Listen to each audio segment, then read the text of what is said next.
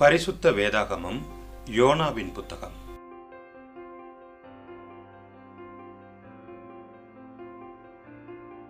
YONO அதிகாரம் 1.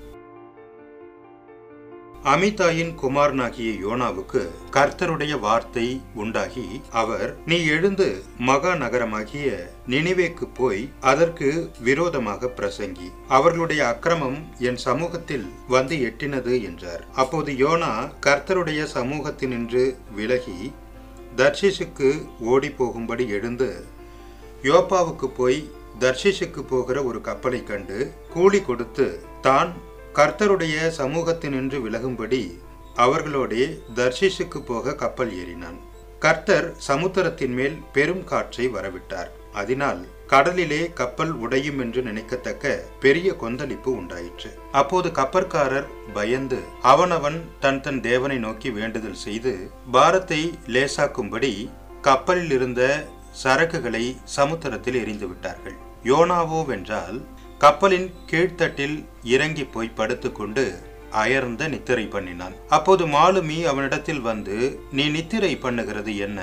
எழுந்திருந்து உன் தேவனை நோக்கி வேண்டிக்கொள், நாம் அழிந்து போகாதபடிக்கு சுவாமி ஒருவேளை நம்மை நினைத்தருளுவார் என்றான். அவர்கள், யார் நிமித்தம் இந்த ஆபத்து நமக்கு நேரிட்டதென்று நாம் அறியும்படிக்கு சீட்டு போடுவோம் பாருங்கள் என்று ஒருவரோடொருவர் சொல்லிக் கொண்டு சீட்டு போட்டார்கள். யோனாவின் பேருக்கு சீட்டு விழுந்தது. அப்போது அவர்கள் அவனை நோக்கி, யார் நிமித்தம் இந்த ஆபத்து நமக்கு நேரிட்டதென்று நீ எங்களுக்கு சொல்ல வேண்டும். உன் தொழில் என்ன? நீ எங்கிருந்து வருகிறாய்? உன் தேசம் எது? நீ என்ன ஜாதியான் என்று கேட்டார்கள். அதற்கு அவன், நான் எபிரேயன், சமுத்திரத்தையும் பூமியையும் உண்டாக்கின பரலோகத்தின் தேவனாகிய கர்த்தரிடத்தில் பயபக்தி உள்ளவன் என்றான். அவன் கர்த்தருடைய சமூகத்தினின்று விலகி ஓடிப்போகிறவன் என்று தங்களுக்கு அறிவித்ததினால் அந்த மனுஷர் மிகவும் பயந்து அவனை நோக்கி, நீ ஏன் இதை செய்தாய் என்றார்கள். பின்னும் சமுத்திரம் அதிகமாக கொந்தளித்துக் கொண்டிருந்தபடியால் அவர்கள் அவனை நோக்கி, சமுத்திரம் நமக்கு அமரும்படி நாங்கள் உனக்கு என்ன செய்ய வேண்டும் என்று கேட்டார்கள். அதற்கு அவன், நீங்கள் என்னை எடுத்து சமுத்திரத்திலே போட்டு விடுங்கள், அப்போது சமுத்திரம் உங்களுக்கு அமர்ந்திருக்கும்.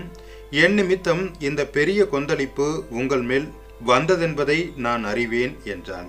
அந்த மனுஷர் கரை சேரும்படி வேகமாய் தண்டு வலித்தார்கள். ஆனாலும் சமுத்திரம் வெகு மும்முரமாக கொந்தளித்துக் கொண்டே இருந்தபடியால் அவர்களால் கூடாமற் போயிற்று. அப்போது அவர்கள் கர்த்தரை நோக்கி கூப்பிட்டு, ஆ கர்த்தாவே, இந்த மனுஷனுடைய ஜீவனின் நிமித்தம் எங்களை அழித்து போடாதேயும், குற்றமில்லாத இரத்தப்பழியை எங்கள் மேல் சுமத்தாதேயும். தேவரீர் கர்த்தர், உமக்கு சித்தமாயிருக்கிறபடி செய்கிறீர் என்று சொல்லி யோனாவை எடுத்து சமுத்திரத்திலே போட்டுவிட்டார்கள். சமுத்திரம் தன் மும்முரத்தை விட்டு அமர்ந்தது. அப்போது அந்த மனிதர் கர்த்தருக்கு மிகவும் பயந்து கர்த்தருக்கு பலியிட்டு பொருத்தனைகளை பண்ணினார்கள். யோனாவை விழுங்கும்படி ஒரு பெரிய மீனை கர்த்தர் ஆயத்தப்படுத்தி இருந்தார். அந்த மீன் வயிற்றிலே யோனா ராப்பகல் 3 நாள் இருந்தான்.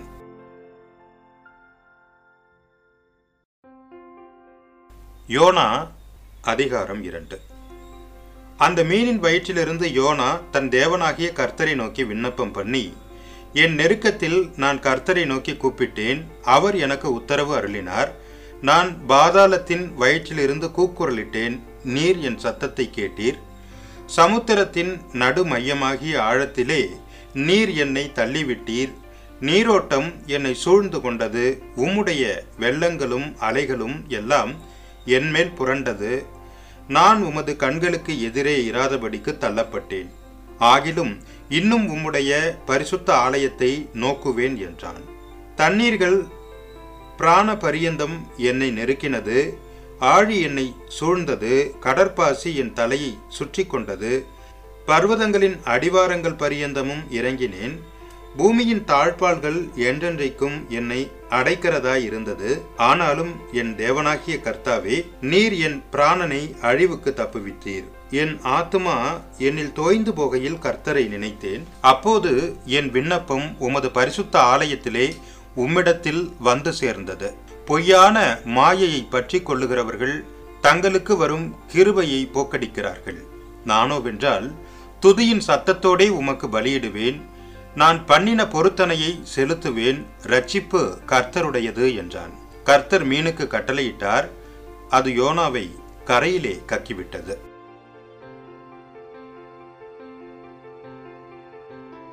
யோனா அதிகாரம் 3. இரண்டாம் தரம் கர்த்தருடைய வார்த்தை யோனாவுக்கு உண்டாகி, அவர், நீ எழுந்து மகா நகரமாகிய நினிவேக்கு போய் நான் உனக்கு கற்பிக்கும் வார்த்தையை அதற்கு விரோதமாக பிரசங்கி என்றார். யோனா எழுந்து கர்த்தருடைய வார்த்தையின்படியே நினிவேக்கு போனான். நினிவே 3 நாள் பிரயாண விஸ்தாரமான மகா பெரிய நகரமாயிருந்தது. யோனா நகரத்தில் பிரவேசித்து 1 நாள் பிரயாணம் பண்ணி இன்னும் 40 நாள் உண்டு, அப்போது நினிவே கவிழ்க்கப்பட்டு போம் என்று கூறினான்.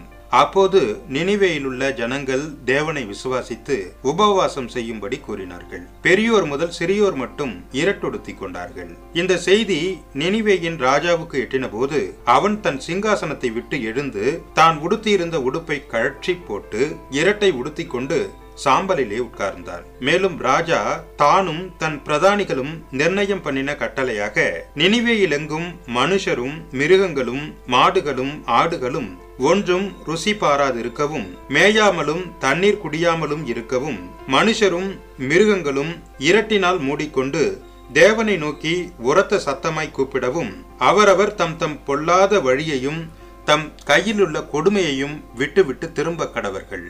யாவருக்கும் தெரியும், நாம் அழிந்து போகாதபடிக்கு ஒருவேளை தேவன் மனஸ்தாபப்பட்டு தம்முடைய உக்கிர கோபத்தை விட்டு திரும்பினாலும் திரும்புவார் என்று கூறச் சொன்னான். அவர்கள் தங்கள் பொல்லாத வழியை விட்டு திரும்பினார்கள் என்று தேவன் அவர்களுடைய கிரியைகளை பார்த்து தாம் அவர்களுக்கு செய்வேன் என்று சொல்லியிருந்த தீங்கை குறித்து மனஸ்தாபப்பட்டு அதை செய்யாதிருந்தார்.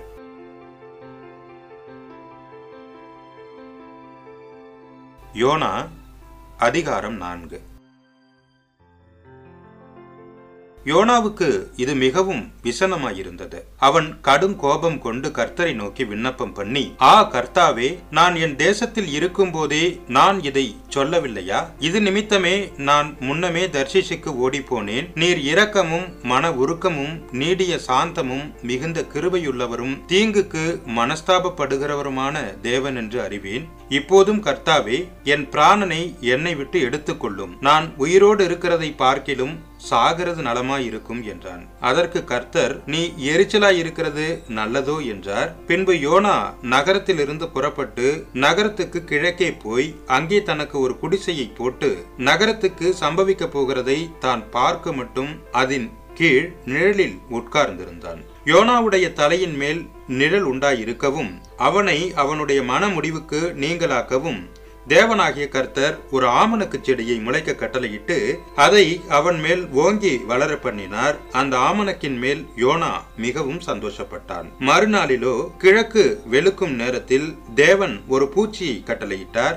அது ஆமணக்கு செடியை அரித்து போட்டது. அதனால் அது காய்ந்து போயிற்று. சூரியன் உதித்த போது தேவன் உஷ்ணமான கீழ்காற்றை கட்டளையிட்டார். அப்போது வெயில் யோனாவுடைய தலையில் படுகிறதினால் அவன் சோர்ந்து போய் தனக்குள்ளே சாவை விரும்பி, நான் உயிரோடு இருக்கிறதை பார்க்கிலும் சாகிறது நலமாயிருக்கும் என்றான். அப்போது தேவன் யோனாவை நோக்கி, நீ ஆமணக்கின் நிமித்தம் எரிச்சலாயிருக்கிறது நல்லதோ என்றார். அதற்கு அவன், நான் மரண பரியந்தமும் எரிச்சலாயிருக்கிறது நல்லதுதான் என்றான். அதற்கு கர்த்தர், நீ பிரயாசப்படாததும் நீ வளர்க்காததும் ஒரு ராத்திரியிலே முளைத்ததும் ஒரு ராத்திரியிலே அழிந்து போனதுமான ஆமணக்குக்காக பரிதபிக்கிறாயே, வலது கைக்கும் இடது கைக்கும் வித்தியாசம் அறியாத 120,000 பேருக்கு அதிகமான மனுஷரும் அநேக மிருக ஜீவன்களும் இருக்கிற மகா நகரமாகிய நினிவேக்காக நான் பரிதபியாமல் இருப்பேனோ என்றார்.